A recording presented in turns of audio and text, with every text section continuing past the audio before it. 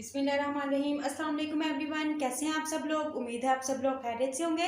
This is Humaira Yasin and today our topic is solving a biological problem. Before start the topic I requested you please subscribe my channel and also like the video. ठीक है जी, उसके बाद हम जो है अपने topic की तरफ बढ़ते हैं, अपना टॉपिक स्टार्ट करते हैं। आज का जो हमारा टॉपिक है वो है सॉल्विंग अ बायोलॉजिकल प्रॉब्लम। ये चैप्टर 2 है। ठीक है जी, हम इसको स्टार्ट करने जा रहे हैं। और सबसे पहले जो है इसमें आपने जो करना है याद, वो डिफ़ाइन है साइंस की। आपने जो है साइंस की डिफ़ाइन याद करनी है। साइंस क्या होता है? Science is the systemised knowledge होती है जो हम ऑब्जर्वेशन से ड्राइव करते हैं और एक्सपेरिमेंट से ड्राइव करते हैं। मतलब हम एक सिस्टम के थ्रू, सिस्टमाइज्ड का मतलब होता है कि एक सिस्टम के थ्रू, एक प्रोसेस के थ्रू हम नॉलेज को गैदर करते हैं, ऑब्जर्वेशंस करते हैं, नॉलेज को गैदर करते हैं, इकट्ठा करते हैं और उसके बाद उसके ऊपर तजर्बे करते हैं। ठीक है जी, तजर्बे करने के बाद हम कोई बात कहते हैं कि जी ये बात ठीक है या ये जो हमारी सोच है वो ठीक है या गलत है। ठीक है जी, तो हमने सबसे पहले जो है साइंस के अंदर ऑब्जर्वेशंस करनी होती है, मतलब मुशाहिदा करना होता है, चीज़ों को देखना होता है, चीज़ों के बारे में सोचना होता है। अच्छा जी, नेक्स्ट हम बात करेंगे बायोलॉजिकल प्रॉब्लम। बायोलॉजिकल प्रॉब्लम किसको कहते हैं? सॉरी जी, बायोलॉजिकल मेथड के बारे में बात करेंगे हम। बायोलॉजिकल मेथड बेसिकली क्या होता है? बायोलॉजिकल मेथड एक ऐसा तरीकाकार है जिसके ज़रिए हम एक पूरा प्रोसेस करके किसी भी बायोलॉजिकल प्रॉब्लम का सल्यूशन निकालते हैं।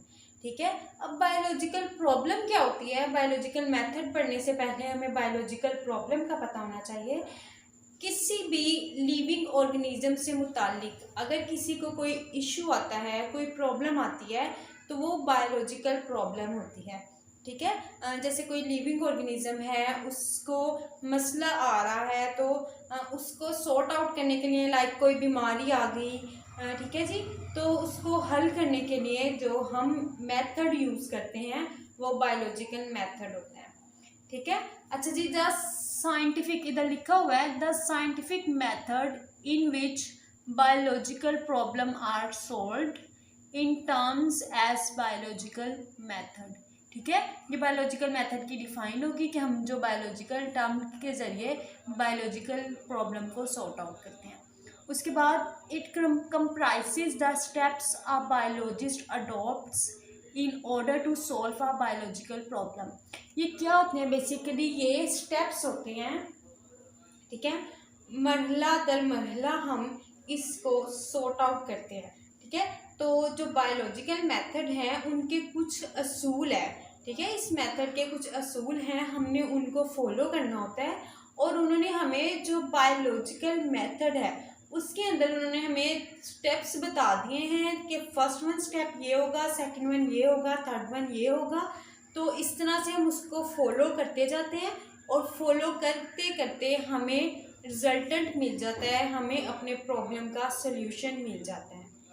बायोलॉजिकल मेथड कहाँ पे यूज़फुल होते हैं? जैसे अगर मैं आपको एक एग्जांपल दूँ, अभी रिसेंटली एक जो डिसीज़ थी है कोरोना वायरस की, वो बहुत तेज़ी से फैली, पूरे मुल्क के अंदर फैल गई। तो कोरोना वायरस को सॉर्ट आउट करने के लिए, उसकी दवाइयाँ बनाने के लिए, उसके बारे में जानने के लिए जो बायोलॉजिस्ट होते हैं, जो साइंटिस्ट होते हैं, वो बायोलॉजिकल मेथड को फॉलो करते हैं, उस तरीक़ेकार को फॉलो करते हैं जिस तरीक़ेकार से उन्होंने उस मसले का हल ढूंढना होता है।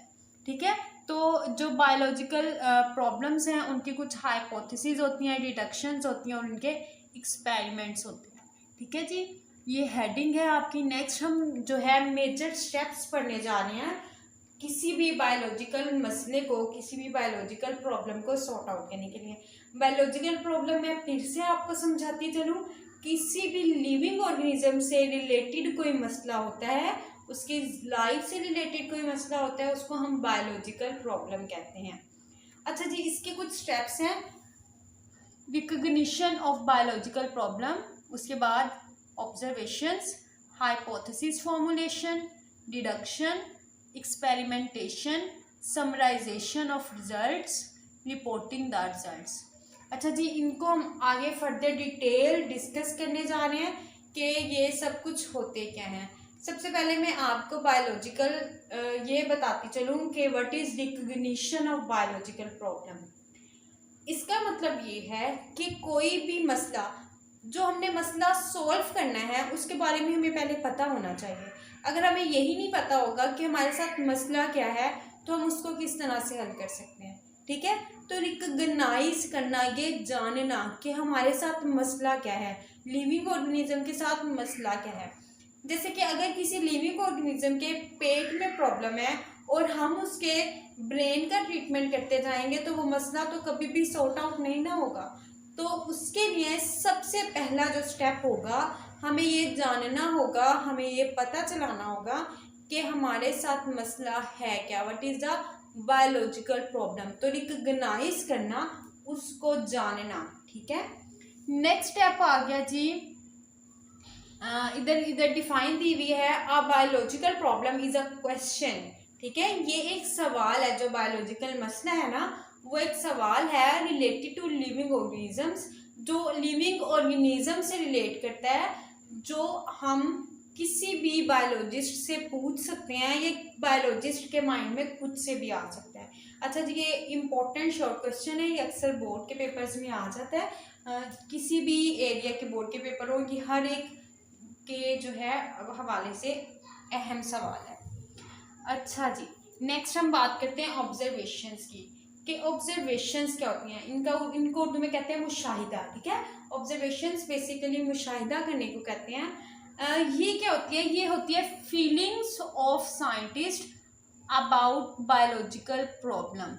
ठीक है, जो बायोलॉजिकल प्रॉब्लम से मुतालिक एक साइंटिस्ट की फीलिंग्स होती हैं, उसकी सोच होती है, उसको हम ऑब्जर्वेशंस के अंदर रखते हैं। जैसे कोई भी मसला है, तो अब हर एक जो साइंटिस्ट है ना, उसकी ऑब्जर्वेशन, या बायोलॉजिस्ट है या एक कॉमन पर्सन है, उसकी ऑब्जर्वेशंस होती हैं किसी भी मसले के मुतालिक। तो वो जो ऑब्जर्व करता है ना, जो मुशाहिदा कर रहा होता है, वो देख रहा होता है कि इसके अंदर क्या क्या सिम्टम्स जाहिर हो रहे हैं, और ये क्या क्या रिक्वायरमेंट शो कर रहा है, इसकी पेन किस लेवल की है, या जो भी सिम्टम्स हैं।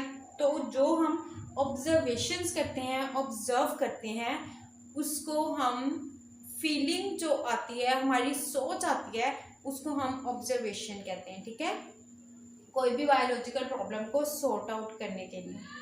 अच्छा जी, अब ये जो ऑब्जर्वेशंस होती हैं, ये हमारी 5 सेंसेस से हम इनको करते हैं। जो पहली है वो है विजन। ठीक है, मतलब हम जो देखते हैं, हेयर सुनने के जरिए, टेस्ट जायका चख के, ठीक है, टेस्ट करके, स्मेल सूंघ के, टच हाथ लगा के, ठीक है, किसी चीज़ को छू। नेक्स्ट हम आते हैं जो है टाइप्स ऑफ ऑब्जर्वेशंस। ऑब्जर्वेशंस की 2 टाइप्स हैं। First one is qualitative observation and second one is quantitative observation. अच्छा जी, हमें जो है इनके नाम से ही समझ आ जाना चाहिए कि जो क्वालिटेटिव ऑब्जर्वेशन है वो डिपेंड करती है क्वालिटी पे। ठीक है, कि उस चीज़ की क्वालिटी कैसी है। और जो क्वांटिटेटिव ऑब्जर्वेशंस हैं, वो चीज़ की क्वांटिटी मतलब मिकदार पे डिपेंड करती हैं। ठीक है, जब हम किसी चीज़ की क्वालिटी को ऑब्जर्व करें, जैसे कि हम अगर बात करें कि फैब्रिक, डिफरेंट क्वालिटीज़ आती हैं फैब्रिक में, high quality, normal quality and low quality. ठीक है, तो डिफरेंट क्वालिटीज़ होती हैं उसकी, तो हम उसको मेजर नहीं कर सकते। हम ये तो कह सकते हैं हाई, मीडियम, लो। ठीक है, और लेकिन जो क्वांटिटी है हम उसको मेजर कर सकते हैं, लाइक 2 मीटर, 3 मीटर्स, 1.5 मीटर, इस तरह से जो क्वांटिटी है उसको हम मेजर कर सकते हैं, लेकिन क्वालिटी को मेजर नहीं किया जा सकता। अगर हम ह्यूमन ऑर्गेनिज्म की एग्जांपल लेते हुए बात करें, तो देखें जी, जो क्वालिटी है, क्वालिटी की अगर हम बात कर रहे हो, तो जिस तरह से इंसान की रंगत है, ठीक है, गोरा होता है या काला होता है, और दरमियानी रंग होता है, गंदमी रंग जिसको बोलते हैं, तो हम इसको मेजर तो नहीं कर सकते। हमने कभी ऐसा तो नहीं बोला ना कि उसका रंग 5 नंबर का है, या उसका रंग जो है वो 0 नंबर का है। लेकिन जो क्वांटिटी होती है, मिकदार, हम उसको इजीली बता सकते हैं कि जी, जैसे हाइट होती है इंसान की, वो 4 फीट है उसकी हाइट। ठीक है, इतने फुट इतने इंच है, 5 फुट 4 इंच है, या जितने भी वट, ठीक है। तो हम क्वालिटी को मेजर नहीं कर सकते, जो क्वांटिटी है उसको हम मेजर कर सकते हैं। जैसे कि यहाँ पे आप देखें, डिफाइन में हमने बात की है the observations which can not organised in the form of data. ऐसी ऑब्जर्वेशंस जिनको हम डाटा की फॉर्म में ऑर्गेनाइज नहीं कर सकते, वो क्वालिटेटिव ऑब्जर्वेशंस कहलाती हैं। जैसे कि यहाँ पे आपको एग्जांपल भी दी गई है, the freezing point of water is colder than the boiling point. मतलब जो पानी का फ्रीजिंग पॉइंट है वो ठंडा है as compare to boiling point, ठीक है। जैसे हमने यहाँ पर इसको एग्जाम्पल ले ली, a litre of water is heavier than a litre of ethanol, ठीक है। एक और एग्जाम्पल है कि जो 1 लीटर पानी है वो 1 लीटर एथेनॉल से ज्यादा वजनी होता है और भारी होता है। अब हम बात करते हैं क्वांटिटेटिव ऑब्जर्वेशन से, ऐसी ऑब्जर्वेशन जिनको हम डाटा की फॉर्म में ऑर्गेनाइज कर सकते हैं, ठीक है। यहाँ पे लिखा हुआ है the observations which can be organised in the form of data. ऐसी ऑब्जर्वेशन जिनको हम डाटा की फॉर्म में ऑर्गेनाइज कर सकते हैं वो क्वांटिटेटिव ऑब्जर्वेशंस कहलाती हैं। और इनकी एग्जांपल है the freezing point of water is 0 degree, ठीक है। वाटर का फ्रीजिंग पॉइंट 0 डिग्री है, जबकि इसका बॉइलिंग पॉइंट 100 डिग्री है। और इसी तरह से हम बात करें, litre of waters weight is 1000 grams and a liter of ethanol weight is 789 grams, ठीक है। तो उसके अंदर हमने जस्ट वैसे ही बात की कि हैवियर है और लाइटर है, लेकिन यहाँ पर हमने एक्यूरेट मेजरमेंट्स दिए हैं कि उसका वजन जो है वो 1000 ग्राम्स है और एथेनॉल का वजन जो है वो 789 ग्राम्स है, ठीक है। होप सो आपको समझ आ गई होगी।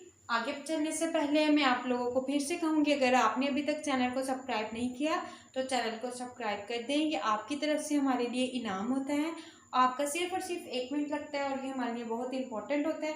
साथ में आप बेल आइकन को भी लाजमी प्रेस किया करें ताकि जो भी नए आने वाला लेक्चर होता है वो आप तक बआसानी पहुँच सके। वीडियो को लाइक कीजिएगा और शेयर भी कीजिएगा। अच्छा जी, नेक्स्ट है फॉर्मुलेशन ऑफ हाइपोथेसिस।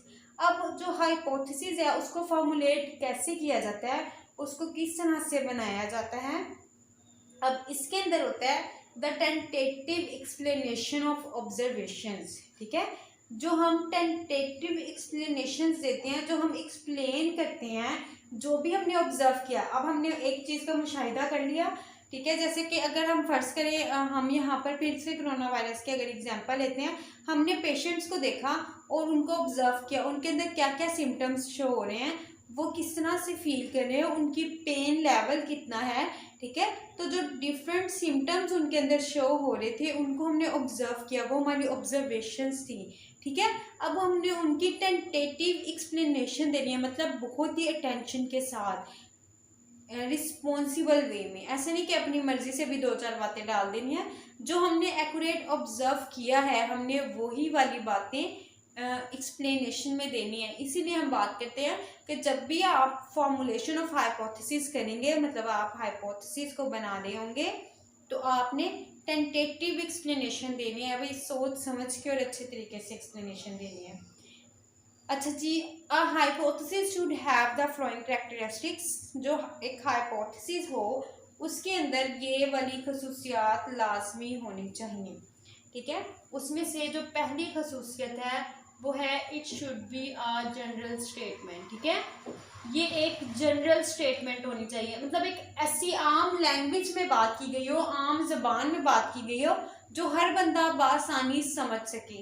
ऐसा ना हो कि आपने कोई अलग ही ज़बान यूज़ कर दी हो, ऐसी अलग ही टर्मिनोलॉजी यूज़ कर दी हो, गूगल किया हो और एक यूनिक सी टर्म निकाली और जी उसको यूज़ कर दिया ताकि आपका जो है यूनिक लगे और अच्छा सा प्रेजेंटेशन हो जाए। तो ऐसा नहीं करना, स्टेटमेंट जनरल होनी चाहिए। जो आपकी बात करने का तरीका हो वो इस तरह का हो कि हर बंदा उस बात को समझ सके, ठीक है।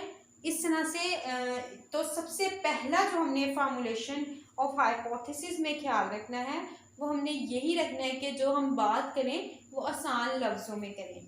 उसके बाद ये बात आ जाती है it should B tentative idea.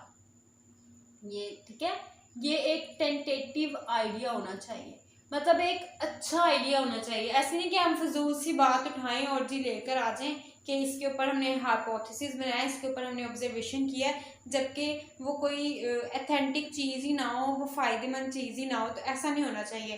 Tentative idea होना चाहिए, एक अच्छा आइडिया होना चाहिए जिससे फ़ायदा भी हो और जो जिस पे काम करने में हम लोगों को हेल्पफुल रहे।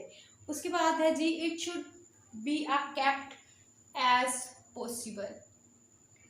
ठीक है, इसको हम जितना ज़्यादा मुमकिन हो उतने ज़्यादा अच्छे तरीके से हमने इसको प्रेजेंट करना है, उतने ज़्यादा ऑब्जर्वेशंस को हमने लिखना है जिस हद तक मुमकिन हो। हम जिस हद तक लिख सकते हैं या हम बता सकते हैं उस हद तक हमने इसको एक्सप्लेन करना है। और इसके बाद जो लास्ट पॉइंट है इसका, it should be testable. ठीक है, देखें जी ये लिखा हुआ है यहाँ पर लास्ट लाइन पे, आप गौर करें, ये लास्ट लाइन पे लिखा हुआ है it should be testable, मतलब इसको टेस्ट किया जा सके, इसका एक्सपेरिमेंट के दौरान इसको टेस्ट किया जा सके और फिर पता चला जा सके कि ये बात सच है या झूठ है, ऐसा वाकई है या नहीं है। ठीक है, तो ये जो भी हो आइडिया वो टेस्टेबल होना चाहिए। नेक्स्ट हम बात करते हैं डिडक्शंस की। ठीक है, डिडक्शंस क्या होती हैं? ये लॉजिकल कॉन्सिक्वेंसेस होते हैं हाइपोथेसिस के, मतलब हम लॉजिक्स देते हैं इनके अंदर। ठीक है, फॉर दिस पर्पस, इस मकसद के लिए hypothesis is taken as true and accepted results, deductions are drawn from it. मतलब हम इसमें एक लॉजिक देते हैं, अगर ऐसा है तो वैसा फिर हो सकता है। जैसे कि हमने एक लॉजिक ले लिया, हमने बात की अगर हम स्पैरो की डिडक्शन कर रहे हैं, हम स्पैरो की बात कर रहे हैं। अच्छा, डिडक्शन में भी 2 टाइप्स होती हैं, general to specific and specific to general. ठीक है, हमने जो लॉजिक देना है, जैसे कि फर्स्ट करें हम बात करते हैं कि एक चिड़िया है, वो उसके पर हैं और वो एक परिंदा है, तो हम एक आम बात कर देंगे, इसका मतलब हुआ कि जितने भी परिंदे होंगे उन सबके पर होंगे। ठीक है, तो ये एक इफ एंड देन, अगर ऐसा है तो फिर ऐसा होगा। जैसे कि हमने अभी स्पैरो की बात की, तो आपको समझ आ गई होगी, अगर नहीं समझ आई तो मैं एक बार दोबारा आपको उसकी रिपीट कर देती हूँ कि जैसे हमने एग्जांपल ली एक स्पैरो की, और हमने बात की है कि चिड़िया एक परिंदा है और उसके पर होते हैं। ठीक है, तो हमने एक स्पेसिफिक चीज़ ली, चिड़िया एक स्पेसिफिक चीज़ है, और हम जनरल की तरफ गए कि इसके पर होते हैं। तो जब हमने चिड़िया के बारे में बात की कि इसके पर होते हैं, तो कॉमनली बात हो जाएगी कि अगर चिड़िया के पर हैं तो इसका मतलब हुआ तमाम परिंदों के पर होते हैं। ठीक है, ठीक है, तो डिडक्शन में हमने इस चीज़ को फॉलो करना होता है। उसके बाद हम एक्सपेरिमेंटेशंस पे आ जाते हैं। एक्सपेरिमेंट्स क्या होते हैं? एक्सपेरिमेंटेशन बेसिकली तजर्बे को कहते हैं कि जो भी हाइपोथेसिस, कोई मुशाहिदा जो साइंटिस्ट प्रेजेंट करते हैं, हम उसके अबाउट एक्सपेरिमेंटेशन करते हैं, उसका एक्सपेरिमेंट्स करते हैं, उसके तजर्बे करते हैं कि क्या जो साइंटिस्ट ने बात की है वो ठीक भी है या नहीं है। ठीक है, वो ये चेक करते हैं कि हाइपोथेसिस सच्ची है या नहीं। ये देखिए इधर लिखा हुआ भी है, biologists performs experiments to see if hypothesis true और नॉट। ठीक है, ये जानने के लिए कि हाइपोथेसिस सही है या गलत है। एक्सपेरिमेंट्स के जरिए बायोलॉजिस्ट इस बात को लर्न करते हैं कि हाइपोथेसिस इज करेक्ट, और अगर तो हाइपोथेसिस करेक्ट है तो इसको एक्सेप्ट किया जाता है, कबूल किया जाता है, और अगर हाइपोथेसिस तजर्बे के जरिए गलत साबित हो गई तो इसको रिजेक्ट कर दिया जाता है। ठीक है, तो हाइपोथेसिस रिजेक्टेड हो जाती है, वो सारा जो पीछे प्रोसेस हुआ होता है, जो सारा काम हुआ होता है, वो सब खत्म हो जाता है और नए सिरे से फर्स्ट वन लेवल से, मतलब ऑब्जर्वेशन से दोबारा उसके ऊपर काम करना पड़ता है। अच्छा जी, नेक्स्ट बात आ गई समराइजेशन ऑफ रिजल्ट्स। अब तजर्बा कर लिया, अब वो सच्चा या गलत साबित हो गया। ठीक है, अब तजर्बे के अंदर आपका अगर जो तजर्बा सही साबित हो गया तो आपने उसके रिजल्ट को समराइज करना है। ठीक है, और उसको फिर आपने प्रेजेंट करना है। Biologist gather actual qualitative data. ठीक है, जो बायोलॉजिस्ट होते हैं वो इकट्ठा करते हैं जो क्वालिटेटिव डाटा होता है उसको एक्सपेरिमेंट्स के ज़रिए, और जो डाटा होता है हर एक ग्रुप के लिए एवरेज होता है और उसको कंपेयर किया जाता है स्टैटिस्टिकली। यहाँ पे आप समझ लें कि ये जिस तरह से हम टेबल्स बनाते हैं, आप लोगों ने अक्सर देखा होगा कि आपकी बुक्स के अंदर भी टेबल्स होते हैं। और अच्छा, अगर मैं आपको जनरली बात बताऊँ तो जैसे हम न्यूज़ सुनते हैं, उनके अंदर किसी के ऊपर सर्वे हुआ होता है, कोई बात हुई होती है, तो वो भी टेबल्स की फॉर्म में प्रेजेंट कर रहे होते हैं कि जी हमने ये वाला सवाल किया तो 10% लोगों का जवाब हाँ था, 10% लोगों का जवाब ना था, और इतने फीसद लोगों ने जो है जवाब नहीं दिया। तो वो एक उन्होंने स्टैटिस्टिकल जो है ना टर्मिनोलॉजी अप्लाई की होती है, उसके ऊपर स्टैटिक्स अप्लाई की होती हैं। ऐसा तो नहीं है ना कि उन्होंने पूरे 100 लोगों से ही सवाल करना है और उस फिर गिनना है कि 10 लोगों ने ये जवाब दिया, 20 ने ये किया, 5 ने ये दिया। ऐसा नहीं होता, एवरेज निकाली जाती है कि अगर आप उन्होंने 500 लोगों से पूछा है तो उनको 100% बना के तो उसकी एवरेज निकाली जाती है और स्टैट्स उस पर अप्लाई की जाती है, और इस तरह से फिर रिजल्ट्स को समराइज कर दिया जाता है और आप लोगों को बता दिया जाता है कि इतने फीसद ने ऐसे कहा और इतने फीसद ने वैसे कहा, और ये चीज़ है। ठीक हो गया जी। नेक्स्ट जो है वो है reporting the results.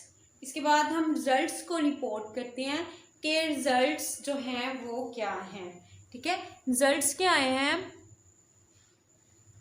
Biologists publish their findings in scientific journals and books, in talk at national and international meetings at colleges and universities.